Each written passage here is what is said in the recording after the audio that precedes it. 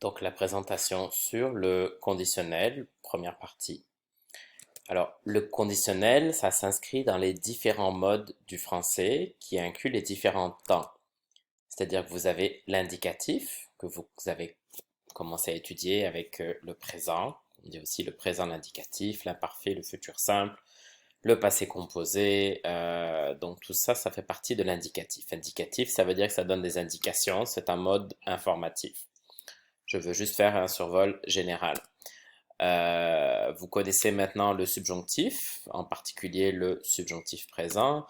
Vous connaissez aussi en fait l'impératif qu'on vous présente toujours comme un temps, mais qui est un mode. Donc, et on utilise essentiellement l'impératif présent.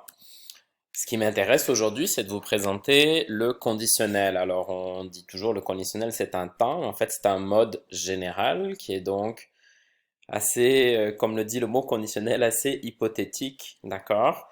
Et il y a deux temps, le conditionnel présent et le conditionnel passé. Ce qui nous intéresse, c'est le conditionnel présent. Alors, le conditionnel présent est assez facile à former. C'est un temps simple, c'est-à-dire qu'il y a un seul verbe, un seul mot. Il n'est pas composé, comme par exemple le passé composé est un temps composé. Le conditionnel présent est un temps simple. Alors, comment le former? C'est assez facile parce que vous avez besoin de la base du radical du futur simple et les terminaisons de l'imparfait. Alors, si je regarde le verbe écouter, c'est un exemple. Au futur, c'est j'écouterai. Donc, vous avez la base en vers ici et à l'imparfait, c'est j'écoutais. Et bien, pour former votre conditionnel, vous allez utiliser la base du futur simple en vert et les terminaisons de l'imparfait en bleu ici, ce qui vous donne la forme suivante, j'écouterai, qui est bien le conditionnel présent pour la première personne. Alors, je répète, la base du futur simple et les terminaisons de l'imparfait. Donc, si vous connaissez bien votre futur simple et votre imparfait, vous allez connaître le conditionnel assez facilement. Et il n'y a aucune exception à cette règle. Youhou! N'est-ce pas merveilleux? Les terminaisons et la prononciation. Alors là, attention. Par exemple, avec le verbe écouter. Donc, au conditionnel, cela donne j'écouterai, tu écouterais, il écouterait, nous écouterions, vous écouteriez, ils écouteraient. Alors, je peux constater que la première, deuxième et troisième personne du singulier, ainsi que la troisième du pluriel, pour ce qui est du verbe lui-même, se prononce de la même manière. D'accord? Donc j'ai quatre formes qui ont une seule prononciation. Le nous et le vous sont différents, donc au total j'ai trois prononciations différentes. Et là aussi, il n'y a aucune exception à cette règle. Tous les verbes suivent cette même règle. Alors pour tous les verbes, on prend les terminaisons de l'imparfait, comme je l'ai dit, hein. Donc vous les voyez à l'écran, mais vous connaissez l'imparfait. Même terminaison, pas d'exception. Tous les verbes fonctionnent comme ça. Attention, prononciation, différence de prononciation entre le futur simple et le conditionnel. Donc, si vous regardez à l'écran, j'ai pris l'exemple du verbe être. Je serai, futur simple. Conditionnel, je serai. Et un. Et un. Donc, la différence entre le et le un. Donc, je serai, je serai.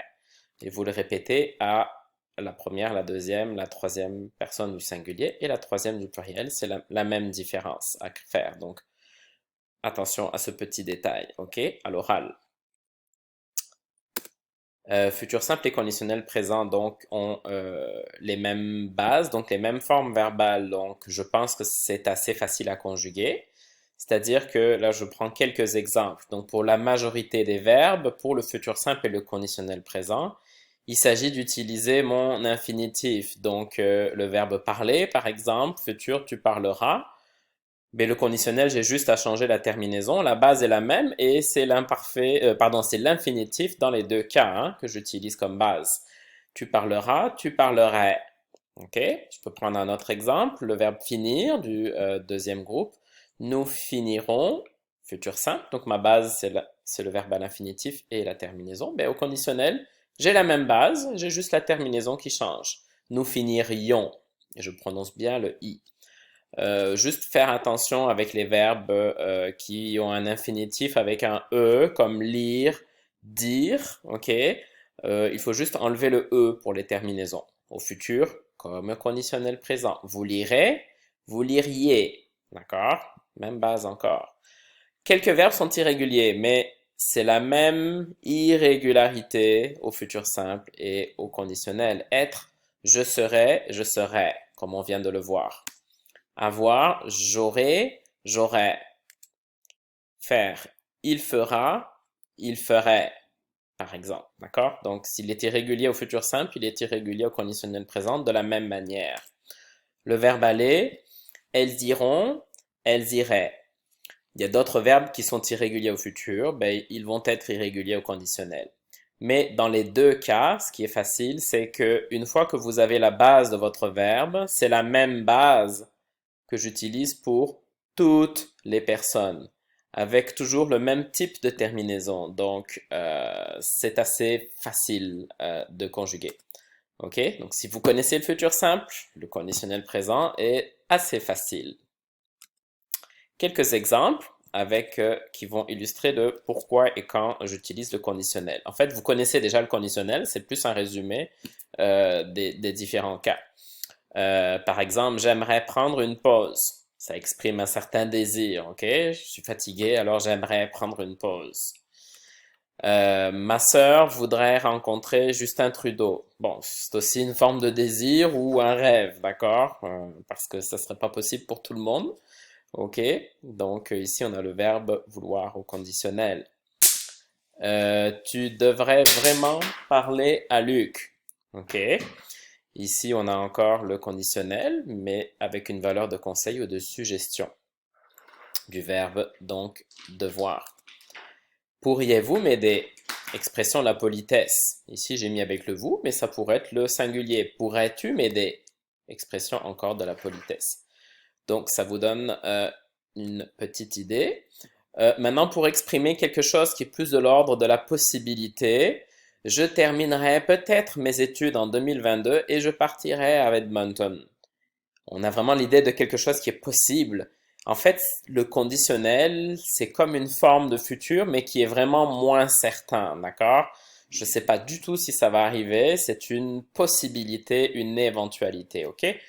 Donc, ce sont les usages principaux du conditionnel. Il y en a d'autres, mais ça donne déjà une bonne idée.